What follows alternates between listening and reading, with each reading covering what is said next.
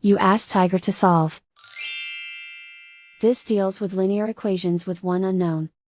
The final result is x equals 97/13. Let's solve it step by step. Simplify the expression. Group like terms. Simplify the arithmetic.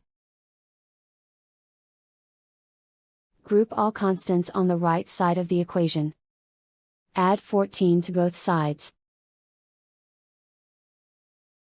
Simplify the arithmetic.